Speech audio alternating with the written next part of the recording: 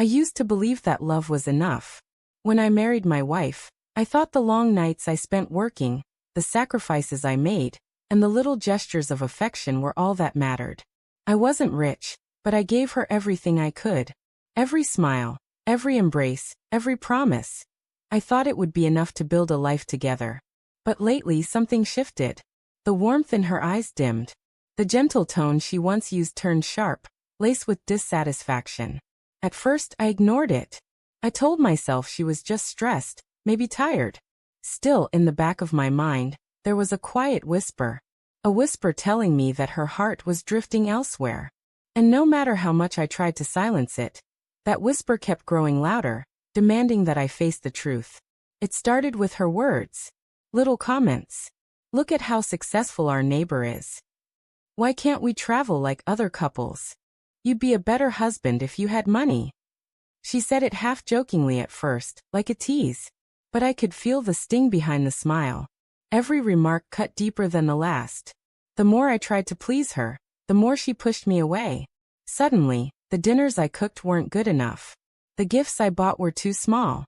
The love I gave was dismissed as not practical. That whisper in my head turned into a steady voice. She doesn't see me as a husband anymore. She only sees what I lack. The signs were all around me, but I didn't want to see them. Until one night, she came home late, too late. She claimed it was a work meeting, but her perfume was heavy, her laughter forced, and her phone never left her hand. A week later, I found a receipt in her purse.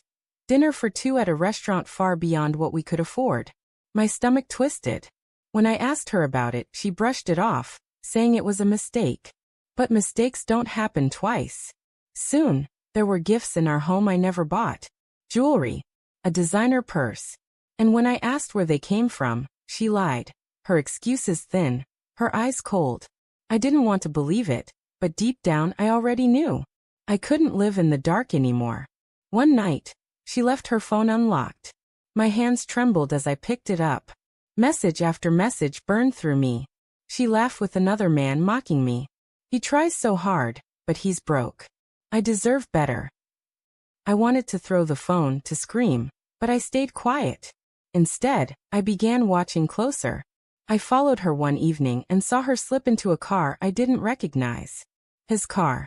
My heart pounded as I took photos from a distance, my body cold and numb. This wasn't suspicion anymore. It was reality. I wasn't just fighting for answers now. I was preparing for justice. The more I uncovered, the heavier the truth became. Screenshots of her messages, receipts from their outings, photos of them together. I collected it all. It wasn't about revenge. It was about clarity. Proof that I wasn't crazy. That the love I poured into her hadn't been enough for one simple reason. She never valued love. She valued wealth. I put the evidence into a folder, each page a dagger to my chest. I looked at it over and over, until my tears dried into resolve. This wasn't the end of my story. It was the beginning of hers. The moment her lies would collapse under the weight of truth. And I was ready to deliver it. It was a quiet evening. She sat at the table, scrolling through her phone as if nothing had happened. I placed the folder in front of her. At first, she didn't understand. But as her eyes scanned the pages, her face drained of color. Screenshots. Receipts. Photos. She looked up, her lips trembling. But instead of an apology, she laughed. A cold, bitter laugh. You would be a better husband if you had money, she spat. Her words sliced through me like a blade. For a moment, silence hung between us, heavy and suffocating. Then I spoke, my voice steady, calm. So love means nothing to you? It's useless, right? Fine. Bye. I stood up. And in that moment, I saw fear in her eyes. Not fear of losing me, but fear of losing the comfort she thought she could replace me with. That was the moment I walked away. Her world unraveled quickly. The man she betrayed me with pulled away when he saw her desperation. Friends and family learned the truth. The woman who once mocked me was now the subject of pity and shame. And me? I felt strangely free. Yes, I was hurt. Yes, I had scars. But those scars were proof that I survived something meant to break me. She lost everything she gambled for, and I gained the one thing she never thought I'd take back. My dignity. I look back now with clarity. Love cannot survive where respect is absent. No matter how much you give, if someone values possessions over a person, they'll never see your worth. Walking away wasn't weakness, it was power. Power to choose myself over betrayal.